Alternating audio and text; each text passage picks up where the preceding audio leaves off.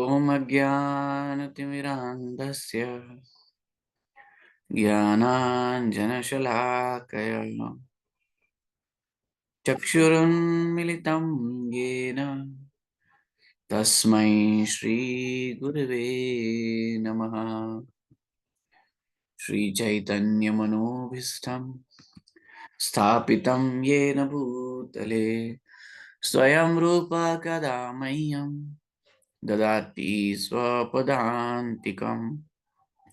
वन्देऽहं श्रीगुरो श्रीयुतपदकमलं श्रीगुरून् वैष्णवांश्च श्रीरूपं साग्रजातं सहगणरघुनाथान्वितं तं सजीवं साद्वैतं सावधूतं परिजनसहितं कृष्णचैतन्यदेवं श्रीराधाकृष्णपादान् सहगणललिता श्रीविशाखान्वितांश्च हे कृष्ण करुणा सिंधु दीनबंधो जगतपते गोपेश गोपिका कांत राधा कांत नमोस्तुते।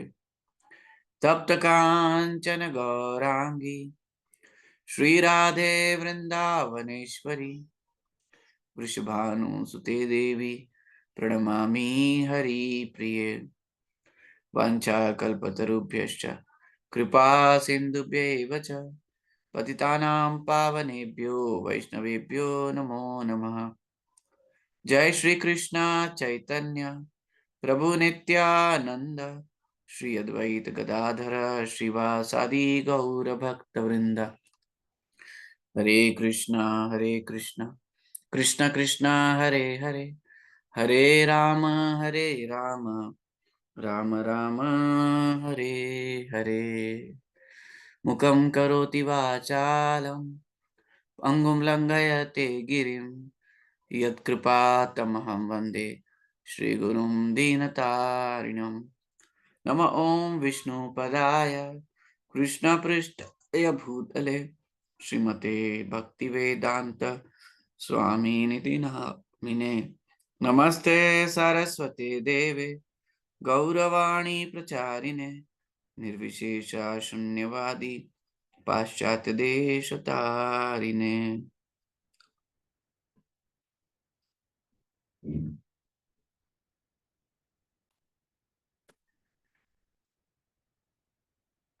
ओम नमो भगवते वासुदेवाय।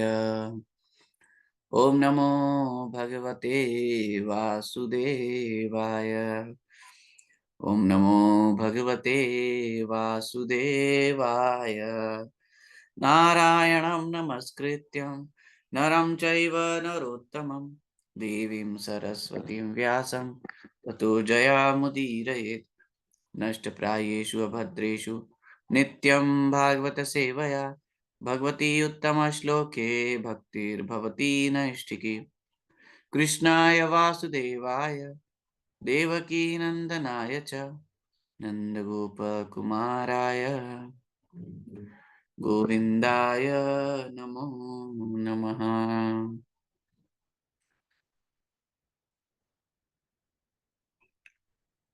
वपनं द्रविणादानं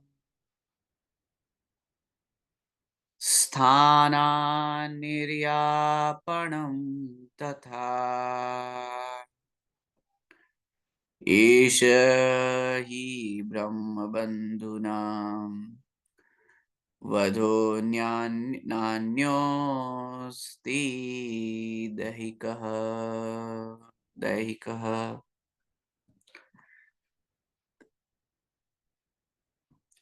वपनं cleaving the hairs from the head, dravina wealth, adanam forfeiting, sthanat from the residence, niryapanam driving away, tatha also, esha all this, he certainly, brahma bandhunam of the relatives of a brahmana, vadaha killing, na not, Anyah, any other method.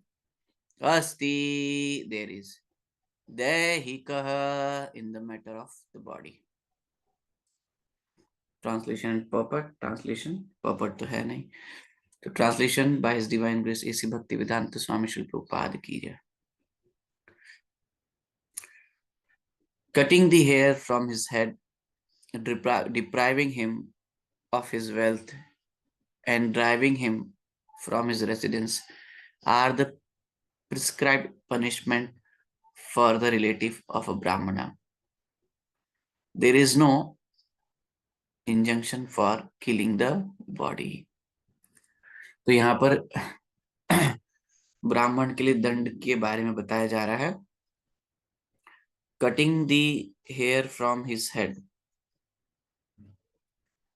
Depriving him of his wealth. हाँ, उसको उसकी wealth से deprive कर देना.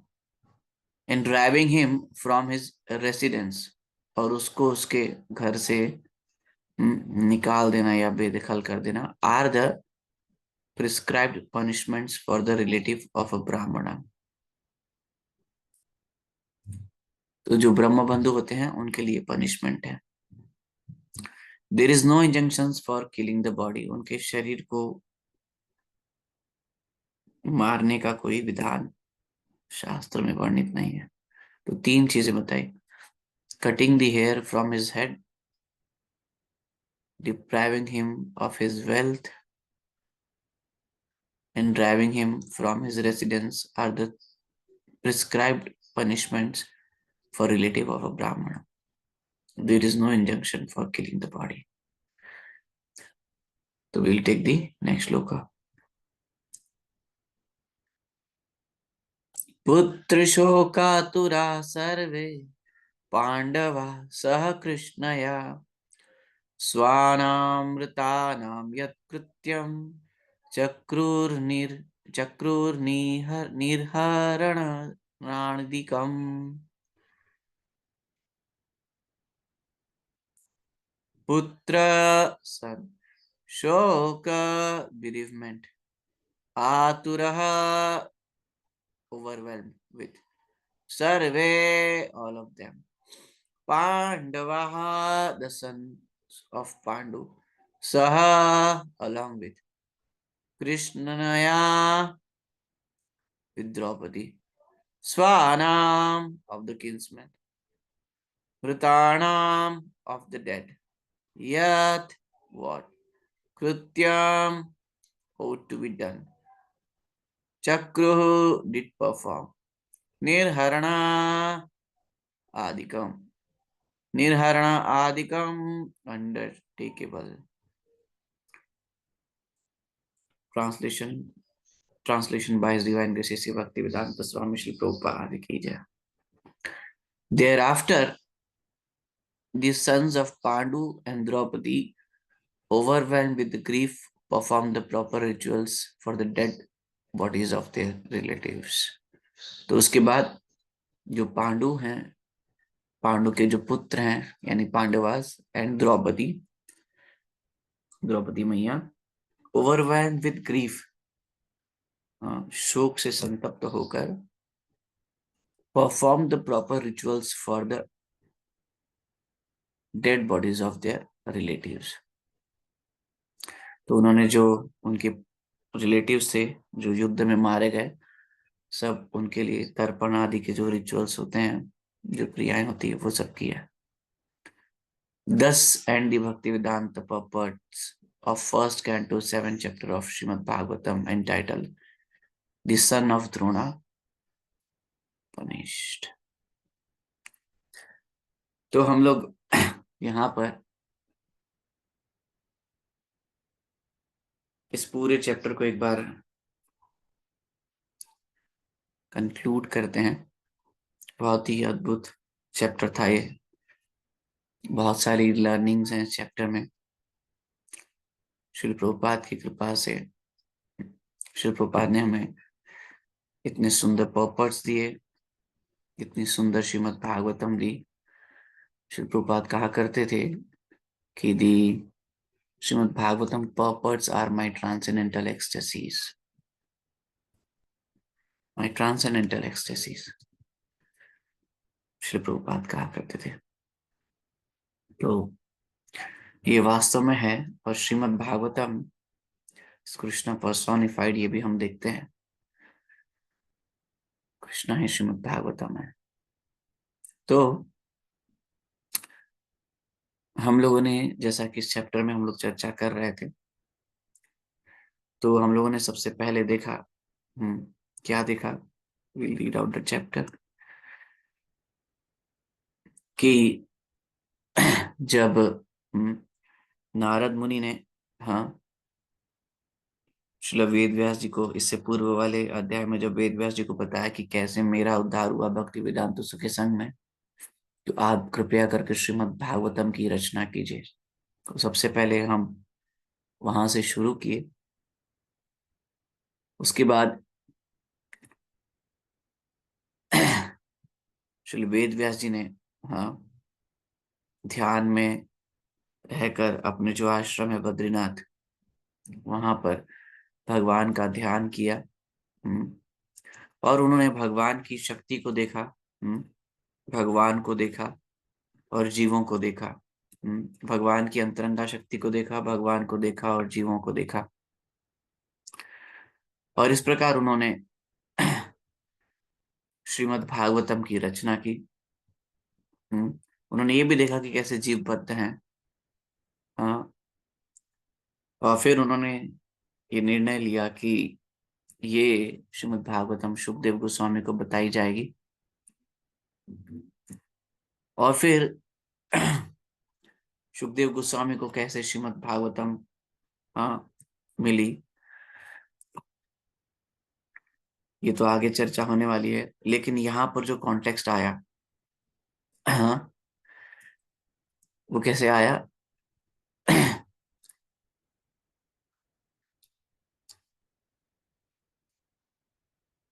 भगवान के बारे में जो चर्चा है वहां से शुरू हुई।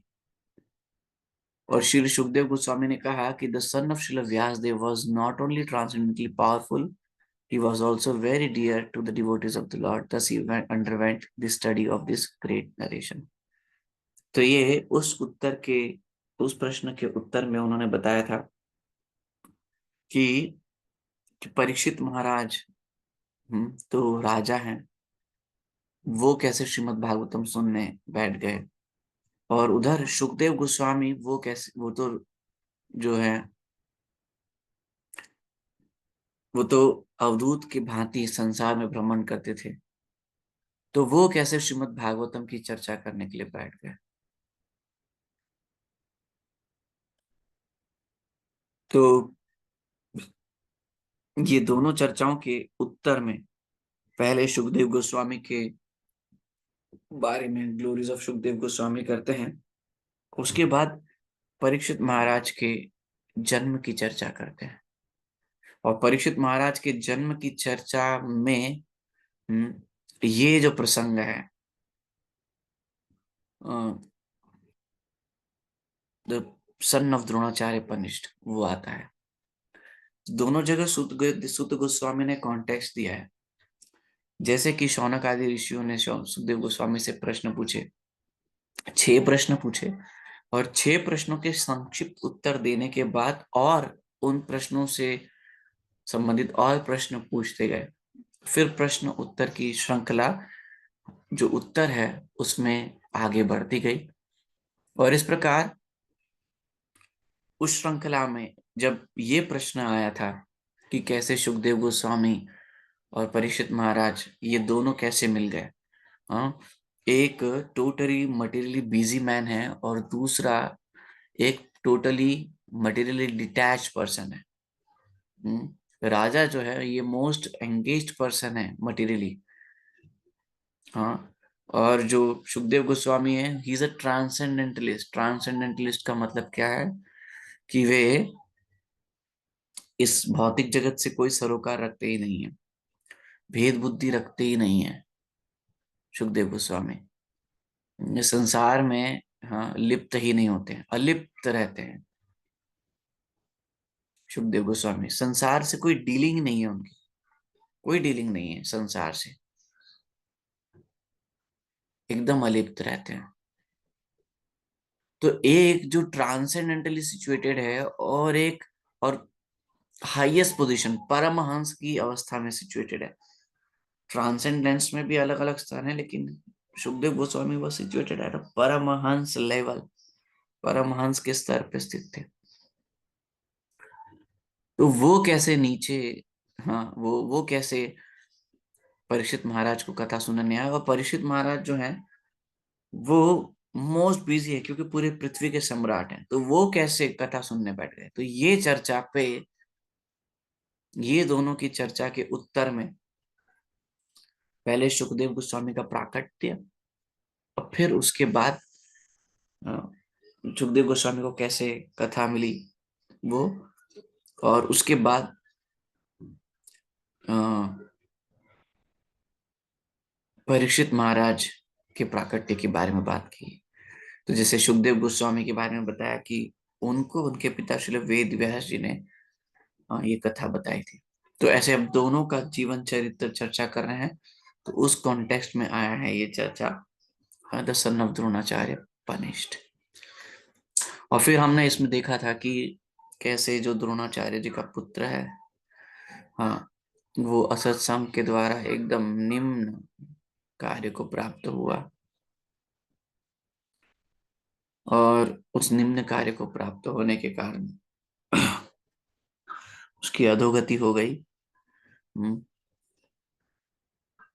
और वो कार्य था, पूरा जीवन ही असभ्य जैसा हो गया, क्योंकि असभ्य व्यक्ति का संग किया। और उसके बाद 5 पांडवों के पुत्रों की हत्या कर दी। इस प्रकार से ये प्रसंग पूरा होता है।